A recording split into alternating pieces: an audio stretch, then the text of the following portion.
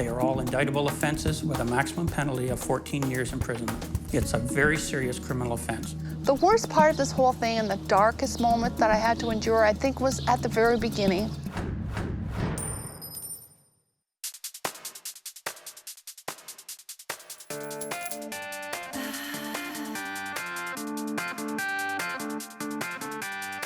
They say the best things in life are free, but you can give them to the birds and bees. I need money. That's what I want.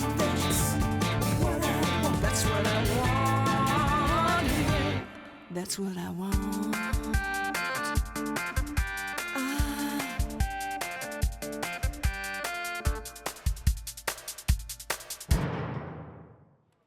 Hi there, I'm Tom Nachu, and this is Fraud Squad TV. This series will introduce you to victims of fraud, allow you to hear from actual experts in the field, and provide you with tips and tricks so that you don't become a victim of fraud. Watch, look, listen, and learn, because it really can happen to you. And knowing it is your best defense. Come on, let's fight fraud together.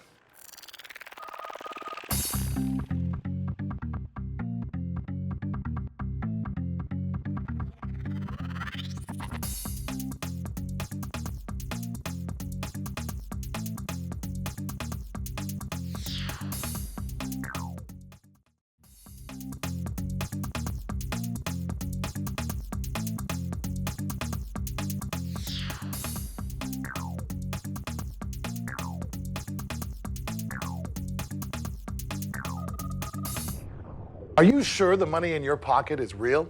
And would you be able to tell the difference? And if you did find a fake bill, what should you do with it? We're about to show you. Millions of dollars in counterfeit cash are on the streets of Canada today. The cost of security features and lost revenue are left to, you guessed it, us, the taxpayers. We'll also show you some amazing technological breakthroughs being made by the Bank of Canada to protect us from bogus bills. Take a look at this. For possession of counterfeit money, for making counterfeit money, for uttering or using counterfeit money, and for possessing instruments that are used to make counterfeit currency. They are all indictable offenses with a maximum penalty of 14 years imprisonment. It's a very serious criminal offense. Officer Barry Baxter has been instrumental in the fight against counterfeit money.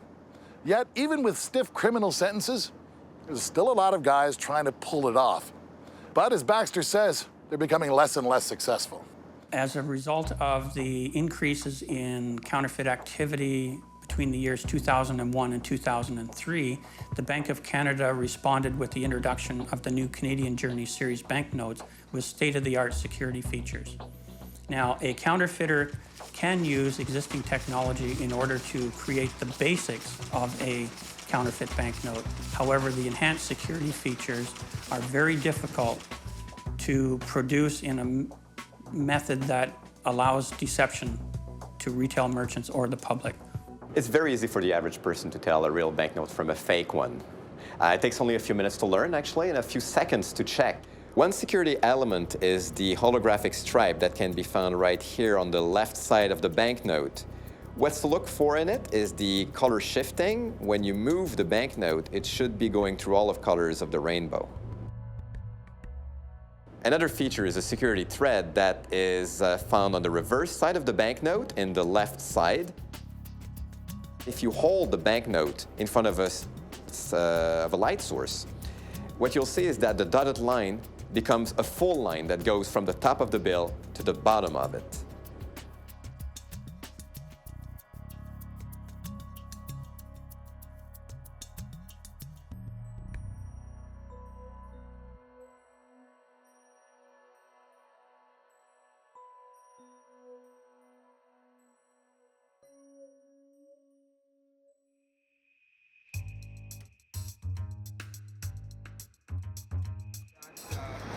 The security features such as the watermark in the center of the new $10 bills, and that if you hold the the new bills, that you can see that the four little rectangles form into a band. I do it before.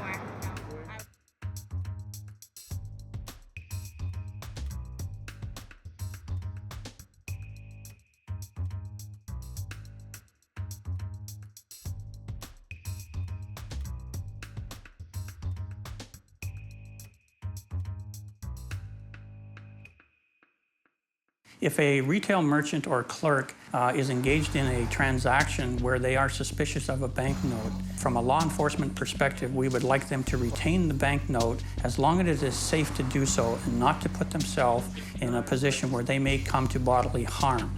They can refuse the transaction. However, again, we advocate do not place yourself in harm's way. If you are able to retain the note, you must contact local law enforcement immediately. This is a criminal activity. Unfortunately, we are aware of some instances where people who have found themselves to be in possession of what they believe to be a counterfeit banknote, that they have engaged in the criminal activity of attempting to pass it on to somebody else, which simply is criminal in nature and further fuels organized crime activity. The Bank of Canada continues to develop processes which will fight against fraudulent money. In fact, they've got some new ones that are out almost any time now. But in the meantime, here's some tips that they've developed that will help you in the fight against fraudulent money. First of all, when you're checking a bill, always look for 2 or more security features and compare that bill to a bill that you know was genuine to make sure that you've got that comparison properly. Now, keep this in mind as well. The person passing the bill's integrity may not be in question, it just might be the bill. Lots of innocent people have counterfeit money in their hands or in their wallets. It is a crime to knowingly pass a counterfeit bill to someone who doesn't suspect it. Now, if you want more information on what the Bank of Canada is doing, you can visit their website. We're with Craig Hannaford again of Hannaford Partners Incorporated. After 25 years in the business, I imagine you've seen your fair share of counterfeits. Here's a scenario for you. 18-year-old kid working at a convenience store. Big tough guy comes in at 11 o'clock at night, tries to pass a 50. What we're told to do is to reject it. But in that scenario, it doesn't really make a lot of sense. Well, that's one of the things to keep in mind. You know, it's safety and security of employees first. We're not asking anybody to do anything that might jeopardize their safety. However, if the circumstance allows it, I think you can identify to the customer that this appears to be a counterfeit and refuse to accept the note.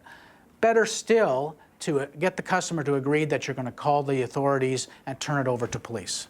We've been talking about Canadian money. Canadian money has always been very colorful. The 5s are blue, the 10s are purple. You'd think it would be harder to counterfeit.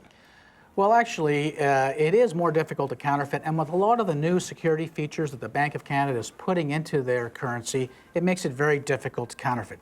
But you know, counterfeiting won't end. There'll always be counterfeiters out there. So it is important to know your currency and know how to identify whether it's a counterfeit or not. So a few simple rules, and you'll make sure that the money in your wallet is actually real. Here's Craig with a few more tips. Take a look at the hologram on the note and move it back and forth. You should see a shift in color in the hologram. If you hold your bill up to the light, you will see various watermarks that are visible. Another thing that you can do is look at the security thread which is found through the note. And when you hold that up to the light, it should become one solid line. Don't be stuck with a counterfeit note. If you are uncertain, simply refuse to accept it and suggest that it be turned over to the police. We'll be back in a moment with more Fraud Squad TV.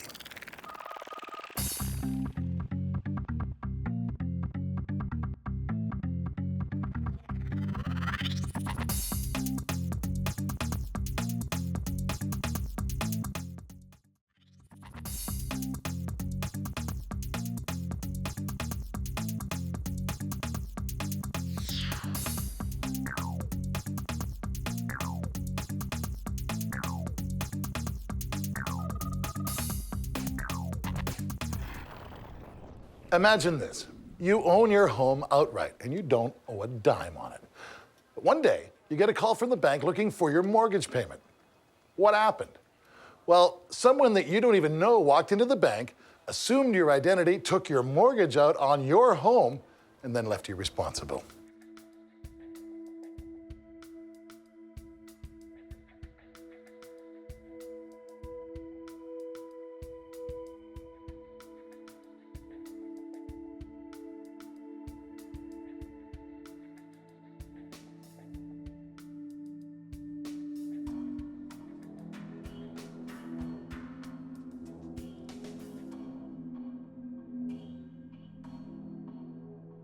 The worst part of this whole thing and the darkest moment that I had to endure, I think, was at the very beginning when I didn't have an understanding of what had happened to me and why it happened to me.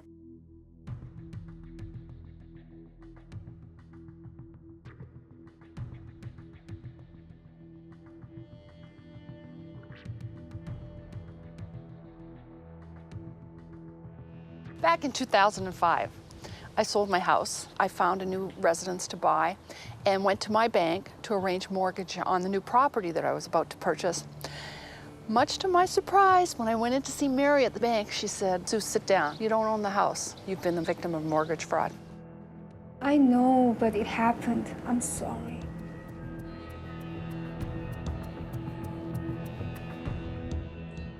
That was only the beginning of Susan's nightmare. Not only did this so-called Mr. Right get away with $300,000 scot-free, but the bank expected Susan to pay for it. Fraudsters are very organized. They know the process. They create fake identities. They create fake agreements of purchase and sale. They'll duplicate a regular real estate transaction with straw people, and then they'll just proceed as if it was real. I'd been receiving statements from Maple Trust to a Thomas Wright at my address. I opened it, and sure enough, it was a statement for a mortgage on my property to the tune of almost $300,000.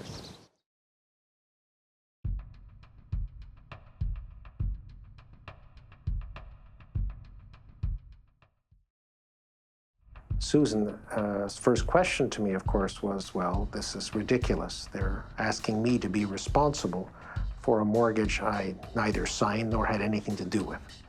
And it was very difficult, and I remember it well, her reaction when I told her that the problem was much worse than she thought. Not only could they evict her from her home, I had no defense to such an action if they chose to bring it. The law set a precedent that a fraudulent mortgage was valid, and that's why I was stuck trying to get my mortgage dismissed. It was scary, I gotta tell you. I was scared to death. So I came home late from curling one night. There's a knock at the door, I don't answer it, and it's getting louder and louder and louder. Then he started shining this huge flashlight up the hall, and then I got really scared. So I called 911, and within 5 minutes, there were like 5 police cars here, but it turned out it was a sheriff who served me with papers for eviction for non-payment of this fraudulent mortgage that they put on. So up until this point, I'd been Miss Nice Guy. The next day, we called the Star. That's when the Star came in, did the story on me, and it was picked up and read by Joe Tascona, the MPP for Barrie Simcoe. With his help, we went and took on the Ontario government. The law seems to be on the side of the scumbag who defrauded Susan Lawrence. So Susan and her lawyer had to accomplish the seemingly impossible. They had to set new precedent, actually make new law. The case that, in fact, was the one that Susan's case overturned involved a woman who had forged her husband's name on a mortgage so she could take the money and go to a casino and gamble it all away. You could understand the court's reluctance to let her and her husband, who were not split up, walk away with that money, leaving the banks defenseless in terms of their ability to recover. I was victimized twice. I was victimized in that they stole my house, and then I was victimized again. It was up to me to prove that these guys were bad and that the fraud had been committed against me. There wasn't an MPP in the province whose phone wasn't ringing off the hook from constituents asking them to explain how Ontario could have a law like this that actually put homeowners at risk for something they could not prevent or do anything about. So not only did she hire a lawyer at huge expense to herself, but she went public with it, and she had the strength and the courage to actually go and try and convince the Ontario Court of Appeal to reverse itself after only 5 months. The new law, which changed the actual Land Titles Act in Ontario, and that in combination with the outcome of Susan Lawrence's case, took the responsibility for resolving this problem off the shoulders of the innocent victim.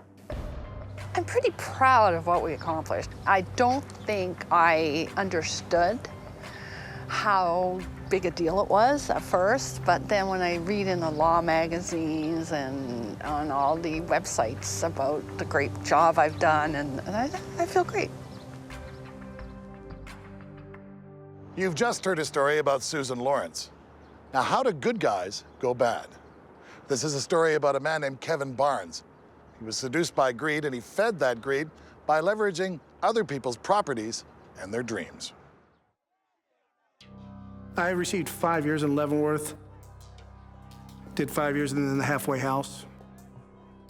Prison's not fun. I mean, and no matter where you're at, a halfway house is not fun. You don't forget the smells, you don't forget the noises, you don't forget the people. It's when everything's taken away from you and you survive or you're underneath somebody else, it's control. Just like, and I use this analogy, when somebody gets a speeding ticket or for a DUI or anything, they go sit in the county jail, multiply it times 100. I mean, it's simply like that. And just the noises and just the people, it's not where you want to go. It's not where you want to be. We committed a mortgage fraud from the inside out. We started off making false statements on our standard 1003 form, the loan application, by coaching the consumer on what to do. In turn, if that didn't work, we would then wait till the consumer was gone and then alter and change their documents for them. The way I benefited for this particular thing is by more cash in my pocket. It's all about money. So the more loans I could close and the more people I could get approved, the more money that I would make. 24 million was the actual loss. 100 million we got away with, which is $124 million. The 100 million went defunct after the fact. So the total loss would have been 124 million. And it was over a 5-year period. In this particular case, I had found somebody who worked for the credit reporting agencies who could alter and change. She was in the data department, so she could change the credit reports. She loved to smoke dope. She couldn't afford it. So we found that weak link, and we decided, if we can supply that for you, would you take care of our credit reports? She, in turn, negotiated this, and we took care of her. She took care of us. I actually got called up to by the RTC, Resolution Trust Corporation. They started looking at the bad business decisions that these banks had made. And he realized that we never sent up a red flag. And in turn, that was a red flag to that auditor or that investigator. And so he took the files, all of them, and he went backwards through everything he'd ever touched and handed them to the FBI. And they, in turn, investigated. When I got out of prison in '97 and off parole, I set out to beat the system again. I simply went undercover myself and been hired by 3 of the largest banks as a convicted federal felon. I teach and train and educate the industry on mortgage fraud, on the red flags. I take the time to show them the proper way to take a 1003, to educate realtors, to deal with brokers and appraisers, all with integrity, so we all work together on the same format. Based upon the numbers that we see and what we deal with on a daily basis, we're looking at an $86 billion problem. That's with a B. If we're on the same platform and format, then we're going to start taking this $86 billion problem and chipping away at it. Back with Craig Hannaford talking about mortgage fraud this time. Unbelievable, as despicable as it is, you've almost got to admire the fraudsters for coming up with that loophole. Who would have believed that you could take a mortgage on my house? Well, you know, it can happen, and it has happened. It's probably a little bit more difficult these days because there's been a lot of awareness about it, but you still have to be vigilant. On the other hand, in the old days, you knew your banker. There's no way that you could go in posing as me because, you know, I'd made the deal with him. In this day and age of internet banking where people are doing things electronically, we've lost that human touch with our banker. So if they see something coming through the bank that doesn't sort of match with your profile, they'll probably call you, and that's a good way to protect yourself. Thanks, Craig Hannaford, for the information on that. And now Craig has got a few more tips. One of the best things is to check your credit rating at least once a year. This will show you if somebody has put a mortgage on your property that you're not aware of. And one of the other things that you can do is you can actually purchase insurance that will protect you against mortgage fraud. We'll be back in a moment with more Fraud Squad TV.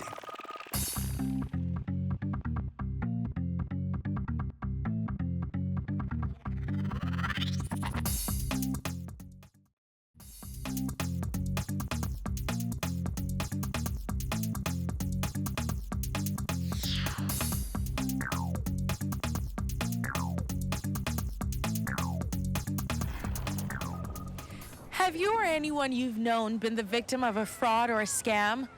Well, unfortunately, most of us have. And the length that fraudsters will go to get what they want might shock you. Millions of people will be the victims of identity theft this year. And in almost 70% of the cases, the information will be gained by stealing a wallet, mail, or unbelievably by someone the victim knew. In this segment, Fraud Squad TV takes it to the street to hear some of your stories.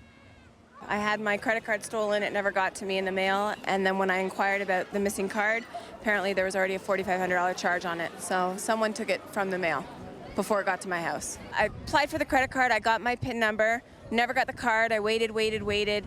Finally called to ask where the card was because I'd received my PIN number. They kept asking me, you know, you should have received it. Are you sure you didn't receive it? And I said, what's the problem? And finally the guy said, well, there's already a $4,500 charge on the card. They basically accused me that I was trying to scam them, and eventually it was proven that I was innocent. But it was a huge hassle for me, and I had to do all the work to prove that I wasn't the person that was doing the scam, that I had been scammed. So it was pretty bad. So my buddy had an old Acura, about 1992, and he's trying to sell it for about $1,500. This guy in Ottawa calls him up and says, I want to buy it.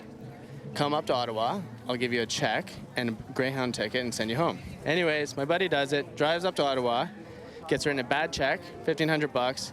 Buddy does not buy him a bus ticket, stuck in Ottawa, no car, no way home, had to hitchhike home. Anytime you're going to sell a car, you got to get a certified check. There's just no other way to do it. Personal check is nothing, it's just paper. So certified check, that's about the only way you can get around that situation. Always remember, keep your personal information safe. Don't ever leave your wallet or purse unattended, especially in public areas like grocery stores, restaurants, or even under your work desk. You never know who might be waiting for the opportunity to take it. This is Naomi Joy for Fraud Squad TV. Thanks for watching. Join us again next week for another episode of Fraud Squad TV. And remember, visit our website for more information on today's show, or to learn about fraud, or to tell us your story. Go to fraudsquadtv.com. Let's fight fraud together.